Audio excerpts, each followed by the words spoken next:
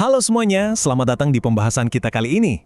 Hari ini kita bakal ngebedah sebuah kisah nyata dari Jawa Timur yang jujur aja, awalnya tuh terdengar kayak mimpi buruk yang super mengerikan.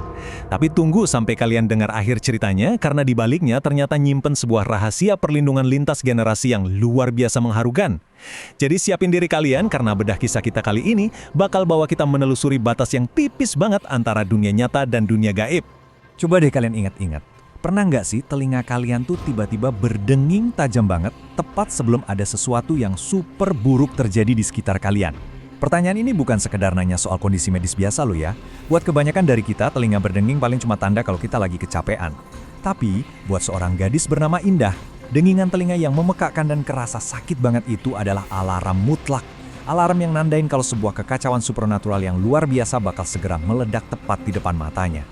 Nah, mari kita bedah gimana teror yang dialami Indah ini makin lama makin brutal. Semuanya itu berawal pas dia baru umur 6 tahun.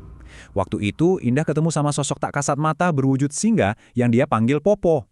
Awalnya sih kelihatan jinak-jinak aja. Tapi, pas dia masuk SMP, gejalanya mulai berubah jadi benar-benar menyeramkan. Dia mulai sering dengar suara tangisan gaib, ketawa aneh, dan setiap kali suara itu muncul, pasti selalu disusul sama kejadian kesurupan massal di sekolahnya. Terus puncaknya ini terjadi pas dia SMK, dengingan telinga yang awalnya pelan tiba-tiba berubah jadi rasa sakit yang benar-benar gak tertahankan, diiringi sama kemunculan penampakan fisik yang bikin merinding abis. Bagian pertama, misteri deringan sang penjaga, kesurupan massal di bumi perkemahan. Kita langsung lompat ke klimaks teror ini ya. Ada fakta kelam yang nyelimutin acara perkemahan ini, dan ini ngeri banget. Lahan yang dipakai buat ngumpulin ratusan anggota pramuka se-Jawa Timur itu ternyata udah terbengkalai dan dibiarin kosong selama 20 tahun penuh. Bayangin aja, 20 tahun. Lahan itu tuh baru dibersihin seminggu sebelum acara dimulai. Malahan sempat ada seorang ibu-ibu warga sekitar yang datang dan ngasih peringatan keras. Dia sampai nanya, kok berani-beraninya ngadain acara gede di tempat kayak gitu tanpa ngelakuin ritual keselamatan dulu? Bener aja, firasat buruk itu langsung berubah jadi kenyataan yang super gelap. Pas malam pentas seni, bencananya bener-bener pecah. Suasana yang lagi seru-serunya itu mendadak hancur berantakan, jadi kepanikan absolut. Kesurupan massal tiba-tiba ngelanda para siswa secara barengan dalam waktu yang super singkat. Di detik yang sama, telinga Indah mulai berdenging dengan intensitas yang sama sekali nggak wajar. Dengingan itu nggak mau berhenti, malah makin keras sampai kepalanya kerasa mau pecah. Saking menderitanya, Indah sampai nangis histeris dan ngebenturin kepalanya sendiri ke tembok buat ngilangin rasa sakitnya. Dan yang paling bikin merinding, di ujung lapangan perkemahan itu, di tengah jeritan anak-anak yang lagi kesurupan, Indah ngeliat sesosok bayangan hitam berbulu raksasa dengan kuku-kuku panjang yang lagi ngawasin mereka semua. Nah, di tengah kekacauan itu, untungnya ada tindakan cepat yang benar-benar brilian buat nyelamatin nyawa. Ada seorang warga lokal yang kebetulan lagi di sana, namanya Pak Bono, dan dia langsung ngambil alih situasi Indah dengan 3 langkah taktis. Pertama, dia ngajak Indah ngobrol buat mastiin kalau Indah tuh masih sadar dan gak ikut kesurupan. Kedua, dia nyuruh 2 teman Indah buat buru-buru lari ambil air wudhu. Dan ketiga, kelar wudhu, teman-temannya disuruh ngumandangin azan terus-menerus tepat di telinga kiri dan kanan Indah secara bergantian. Bayangin betapa mencekamnya malam itu. Intervensi ini terus dilakuin tanpa henti dan kalian tahu nggak? Butuh waktu semalaman suntuk sampai jam 7 pagi loh, baru dengingan menyakitkan di telinga Indah itu bener-bener berhenti. Bagian kedua, teman gaib masa kecil, asal-usul dari si singa. Nah, yang paling menarik dari bagian ini adalah perbedaan persepsi yang ekstrim banget di masa kecil Indah. Buat mahamin teror di perkemahan tadi, kita harus balik dulu nih ke masa lalu. Dari sudut pandang Indah yang masih umur 6 tahun, dia cuma ngerasa punya seekor singa peliharaan imajiner yang jinak, lucu, dan gemesin banget, yang dia panggil Popo. Indah sering banget main dan ngulus-ngulus Popo di lorong rumah. Tapi, realitas yang dilihat keluarganya beda jauh. Ayah Indah dan Om Sutri sadar betul kalau Popo itu sama sekali bukan teman hayalan anak-anak. Popo itu sebenarnya adalah entitas astral raksasa tak kasat mata yang bersarang di lorong rumah, terus mengintai dan selalu nempel kemanapun Indah pergi. Sadar betapa berbahayanya energi besar dari entitas ini, ayah dan paman Indah langsung mutusin kalau Indah nggak boleh lagi berhubungan sama makhluk itu. Akhirnya, mereka manggil seorang kiai buat mutusin ikatan gaibnya secara paksa. Ritualnya tuh unik dan spesifik banget. Sang kiai ngambil sebuah pisang emas, dibelah jadi 2, setengahnya dilempar ke arah lorong kosong tempat sosok Popo biasanya nongkrong, nah setengahnya lagi langsung disuapin ke mulut Indah. Dan ajaibnya, kelar nelan pisang itu, Indah mendadak kehilangan kemampuannya buat lihat si singa peliharaannya. Popo kayak langsung hilang gitu aja dari pandangannya untuk selamanya.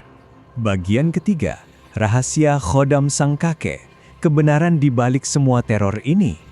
Bertahun-tahun setelahnya, tepat setelah insiden ngeri di kemah Pramuka tadi, Om Sutris akhirnya ngebongkar sebuah plot twist yang luar biasa. Tapi tunggu, biar kita sepemahaman, apa sih sebenarnya Khodam itu? Di dalam budaya dan spiritualitas Jawa, Khodam itu semacam roh penjaga atau pendamping gaib leluhur yang diturunin dari generasi ke generasi buat ngelindungin keturunannya. Dan rahasia terbesarnya adalah Popo si singa itu ternyata bukan hantu liar atau entitas jahat. Popo sebenarnya adalah Khodam setia milik mendiang kakek Indah. Sang kakek dulu saking pengennya nungguin Indah lahir, sebelum beliau meninggal, akhirnya Khodam itu dengan sendirinya milih Indah yang masih bayi buat jadi tuan barunya. Disinilah mind-blowing-nya. Pemahaman kita soal penderitaan Indah di perkemahan itu langsung terbalik 180 derajat. Coba kalian resapi realitas tersembunyi ini. Bumi perkemahan yang udah kosong 20 tahun itu kan dipenuhi puluhan entitas jahat yang pengen ngerasukin tubuh Indah. Dengingan yang bikin telinga mau pecah itu bukanlah sebuah serangan buat Indah. Itu sebenarnya suara beradunya energi karena Popo si singa raksasa lagi ngamuk. Popo lagi ngelepasin energi Khodamnya dari jauh buat nyiptain perisai spiritual berlapis baja. Dia mati-matian nahan benturan energi dari makhluk-makhluk gelap di lapangan itu biar nggak ada satupun yang bisa nyentuh atau ngerasukin Indah. Bagian keempat, perpisahan terakhir dengan Popo melepaskan sang penjaga sejati. Walaupun Popo berniat baik, keluarga akhirnya sadar kalau energi penjaga sejati ini udah terlalu berat dan menyakitkan buat fisik Indah. Jadi dia harus dilepas. Proses perpisahannya ini mistis dan emosional banget. Sang kiai pelan-pelan ngusapin air yang sangat dingin ke kedua kelopak mata Indah. Seketika itu juga Indah langsung tertidur lelap. Di alam bawah sadarnya, roh Indah ngalamin regresi. Tubuhnya kayak menyusut balik jadi anak kecil umur 8 tahun. Tiba-tiba aja dia terbangun, bukan di pondok tempat dia diobatin, tapi di lorong rumah kakeknya di masa lalu. Dan di sanalah dia akhirnya bisa kembali bertatap muka langsung sama Popo. Lewat telepati batin, komunikasi terakhir antara mereka terjadi. Popo nyampein pesan batin yang benar-benar bikin merinding sekaligus sedih.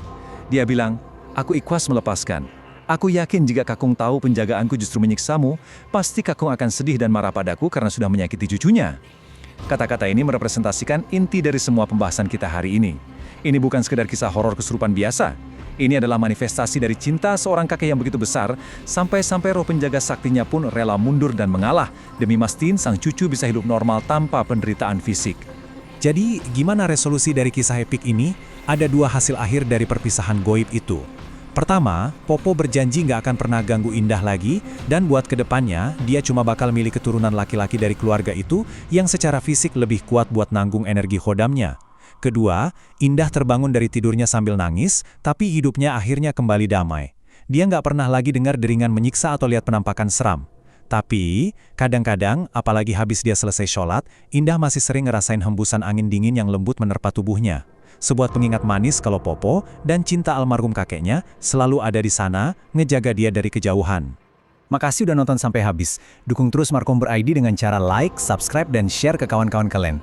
Sampai ketemu di video selanjutnya, tetap asik dan jangan lupa bahagia. Oh iya, sebelum kalian beneran pergi, coba direnungin bentar. Pernah nggak sih kalian ngerasa ada hembusan angin sejuk yang tiba-tiba datang pas kalian lagi sendirian?